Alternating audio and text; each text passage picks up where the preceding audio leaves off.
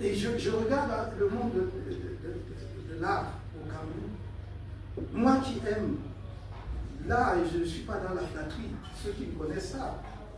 Quand je vous ai dit que j'ai 2 tableaux de Francis Bella, c'est pas pour faire l'avantardise, je les ai. Mais parce que j'aime la peinture, parce que j'aime la musique, parce que j'aime. Mais seulement où est-ce que je trouve les peintres camerounais? J'ai acheté les tableaux de Mbela. Il y a quelques années, il exposait ici à l'ancien palais présidentiel. Le musée. Le musée. C'est comme ça que je suis tombé tout à fait par hasard. Sinon, qu'est-ce qu'on vous dit? Il faut qu'une ambassade étrangère organise un petit vernissage dans son centre culturel pour que 1 ou 2 êtres camerounais à exposer. Est-ce que c'est normal? Où sont nos lieux de vernissage? Moi, j'aimerais le savoir. Je n'ai pas les moyens, mais ne serait-ce que même par ma bouche, ma présence, mes encouragements, j'aimerais dire vraiment ce que vous faites est formidable. L'artiste aussi a besoin de cela. Mais je ne sais même pas où est-ce qu'il s'expose. Il faut des salles de vernissage. Il faut des lieux de vernissage. Je voudrais voir des sculpteurs camerounais. Lorsque nous allons réellement développer une œuvre monumentale dans nos villes, c'est-à-dire en fait avoir des monuments, de mobilier monumental dans nos villes, il ne faudra pas qu'on commande seulement à l'étranger. Parce que ce que je vois à l'heure actuelle, ce ne sont pas des monuments. C'est fait par des amateurs qui aiment bien, mais ils ne sont pas formés. Et donc quelqu'un, vous dit, ok, moi je veux un lion à cet endroit, on va vous faire un chat, je ne sais pas comment ça ressemble. Il faut vraiment qu'on travaille. Et je suis sérieux, si parmi vous, vous en avez, qui sont des peintres, des sculpteurs, qui savent où ils sont, comme le dit, j'aimerais avoir ces programmes. J'aime bien ça.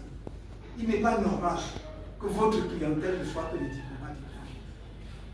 Il n'est pas normal que demain, les plus beaux tableaux des artistes camerounais se retrouvent seulement encore dans les musées à l'étranger.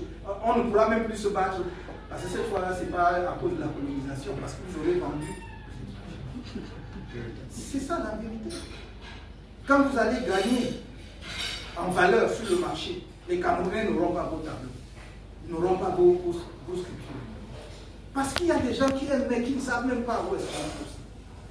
Donc, moi, je pense qu'il est vraiment temps que nous regardions ces choses-là de près, que nous travaillions pour que, je parlais tout à l'heure des conditions dans lesquelles figurent les artistes, pour que peut-être quelque chose qui pourrait s'inspirer même de ce qu'on appelle ailleurs les intermittents du spectacle, peut-être puisse exister, que ça donne une petite protection à quelqu'un qui, pendant qu'il était actif, était bien produit et qui à un moment donné ne peut plus, soit par maladie, soit pour des tas de raisons. Donc, c'est extrêmement important. Je vous ai parlé des artistes, je vous ai parlé des salles de spectacle. Ça, on va le faire. À coup sûr. Parce que ça n'est pas le chapitre le plus élevé du budget d'un État. Ce n'est pas des bâtiments, je ne sais pas pourquoi. C'est de bonnes salles conçues avec l'aide des artistes qui doivent nous guider pour savoir comment faire une bonne salle insonorisée dans un quartier qui peut prendre 100, 200 personnes. On ne vous demande pas de faire des immeubles de 10 étages, mais pour permettre à la jeunesse à la fois de rester en tant que musicien, en tant que humoriste, en tant que théâtre, etc., etc. Ça, nous pouvons le faire. Croyez-moi, ça ne demande. Même si vous prenez seulement Yaoundé, vous voulez le faire, ça va vous prendre 1 milliard. 1 milliard, c'est quoi au Cameroun? C'est devenu l'argent de poche de beaucoup de Cameroun. Donc,